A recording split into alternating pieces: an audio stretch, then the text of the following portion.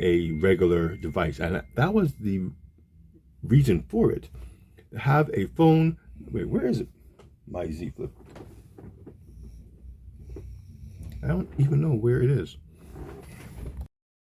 Now everybody scream enough respect to the X. Enough respect given.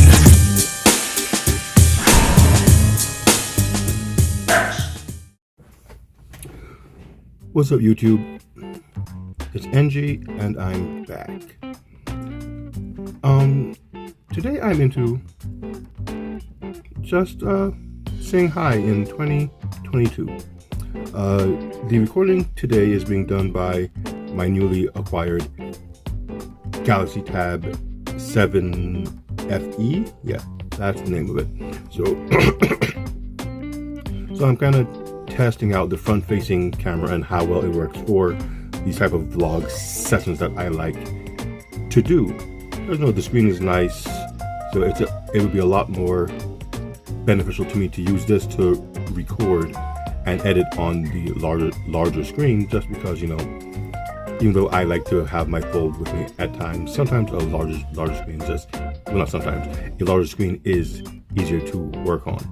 So I kind of just want to see how this comes out with the recording and the sound, and once I get into the editing process, how efficient or non-efficient it turns out to be. So I know I haven't really posted anything in maybe a month or two. And the last thing I did was Don't Fear the Fold, and it would appear that many of these companies have the same mindset. 2022 does seem to be the year that the foldables become mainstream. As soon as the year began, news of new foldable form factors began to trickle down the various blog sites and various news postings. Within the year just started, and we already have confirmation of 3 or 4 new foldable devices that are guaranteed to be released this year. The new Oppo Find N.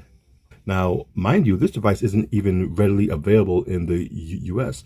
It is a Chinese device, if memory serves, but you are able, if you get your hands on one via import, to change the settings and such, so it will work in the United States. And you can buy it. It's right there. It's on eBay. It's on Amazon, and depending on where you buy it from, it's actually a bit less than buying a Galaxy Z Fold 3, which in the US is the de facto folding device to go to as far as tablet to phone, and vice versa. So not only do we have the Oppo Find N, which has piqued my interest, we also have the Honor, I think it's called the Honor V. Yeah, let me just look that up really quick. I've got my Duo here. Okay, so it's not called the Honor V, it's called the Magic V. The Honor Magic V. I guess it stands to reason. The other line of phones is called the Magic whatever as well. Yeah, so the Magic V was announced. It's a decent competitor to the Z Fold 3. All of these companies are finding ways to minimize the crease with the screen, and they're doing a very good job. These phones are looking better and better with every iteration that comes out. If a clamshell device is more to your liking, Huawei has the P50 Pocket. Again, another really good competitor to what Samsung has in the market. The P50 Pocket goes very well up against the Z Flip 3, and it's a more luxurious take on the flip phone. The material, the look, the feel, from what I've read anyway, has a very distinct difference when compared to the Z Flip 3. The Z Flip 3 feels very modern, very everyday, whereas the P50, the P50 Pocket supposedly just feels more quality in its build. Now, aside from the phones, there's, if you go by what CES 2022 had to show, there's foldable screens and laptops also coming to market by the end of the year.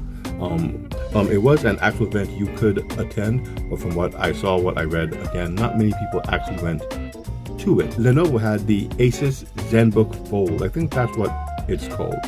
And if the image here is to give it any credit at all, this device looks pretty neat. A 17-inch foldable screen that you can attach a magnetic keyboard to when you want a more common laptop experience. When you want that large screen, you detach the keyboard and you have the full screen at your disposal. Now, they're not the first company to do this. I think Lenovo had one before. Yeah, this is the Asus Zenbook Fold. I'm sorry, I think I said Lenovo before.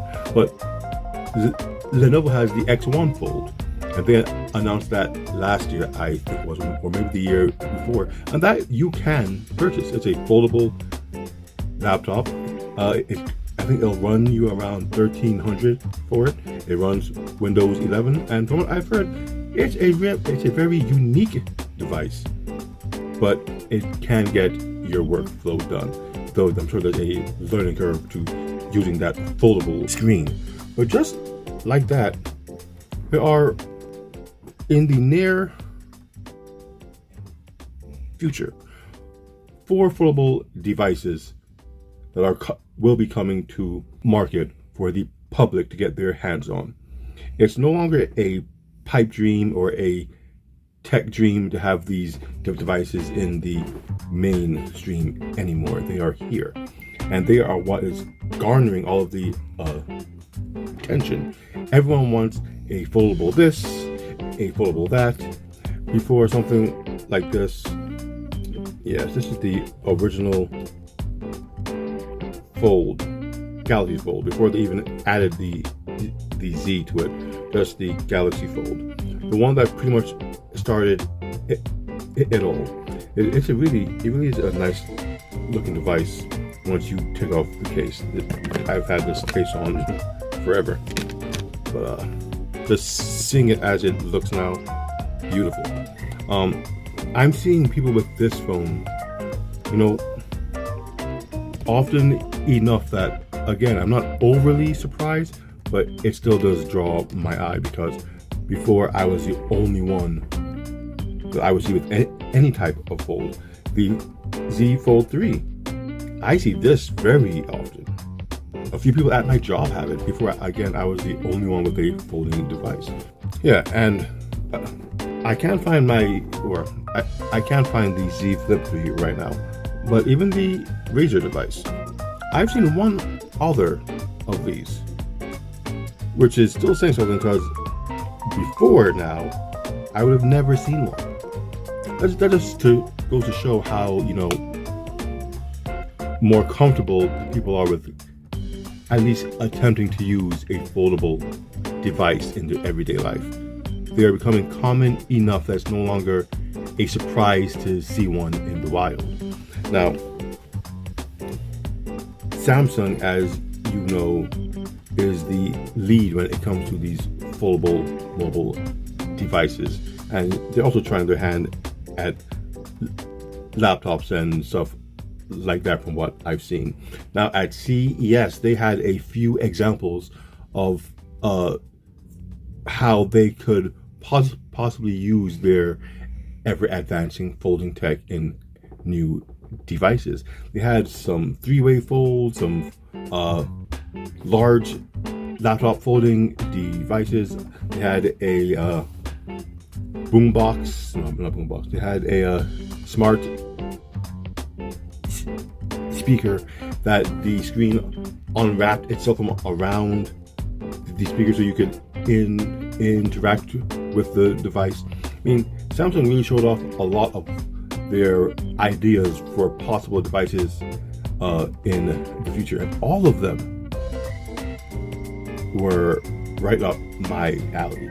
I mean, if they were to release any one of those devices, I think they'd have a hit on their hands because they are all practical in their use case.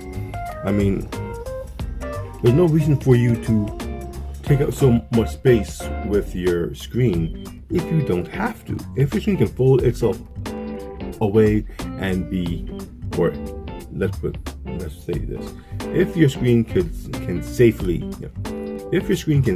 fold itself away to give you more access to space in your room, in your bag, in your pocket, then why not? Why deny yourself this technology simply because you're not accustomed to it? From what I've seen, Samsung is really trying their hand at giving the end user every possible option that might work for them when it comes to these folding devices. From tablets to phones to computers, they had these screens folding every which way. Just today, I read that Samsung put in a patent for a laptop that could fold over itself twice. It could fold like a regular laptop and then fold yet again to even take up less space. I mean, how practical? That I'm not quite sure, because to fold it 2 times makes it pretty thick, but it does, make the footprint overall that much smaller. But again, this was just a patent with drawings, so it's something that is possible. Who knows if we'll ever see it? But again, it's just to show that Samsung is trying to think outside the box when it comes to these folding devices and how best to sell the concept or the idea of a foldable future to the people. So I'm all for it. I'm all in. I'm all for it. I do hope that some of these new foldables make it to market sooner than later. I'm very excited to see what the future holds for this new segment in technology. I've been saying it since I got my original fold. Foldables are the future of mobile devices, and I didn't just mean phones. It's just where the industry is headed right now, and it is really injecting new life into what has become a somewhat stale tech segment. So with that said, this is NG, the Neon X, and just thinking about foldables and the future of where they are going. This is what I'm into.